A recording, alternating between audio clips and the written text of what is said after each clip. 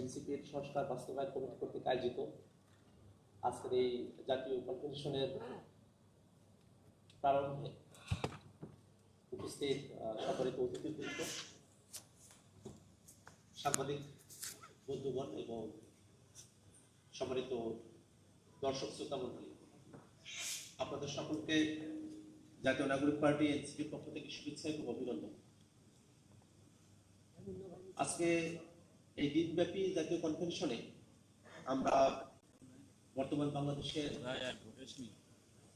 অর্থনৈতিক খাতের অবস্থা, জ্বালানি সংকট, সংস্কার, গণভোট অর্থাৎ এই হাল আমলে বাংলাদেশ যে বিষয়গুলোতে গভীর সংকটের কিনারায় দাঁড়িয়ে আছে সেই বিষয়গুলো নিয়ে আমরা দিনব্যাপী আলোচনা করব। যেহেতু একেবারে শুরু করব, আমি খুব বেশি সময় বলেছেন যে সংস্কারের বাহানায় যদি নির্বাচনটা হতে দেওয়া না হয়, সে কারণে তারা জুলাই সনদে স্বাক্ষর করেছেন, অনেক কথা বলতে চেয়েও তারা বলেন নাই। জিনিসটা এখন উল্টে গেছে।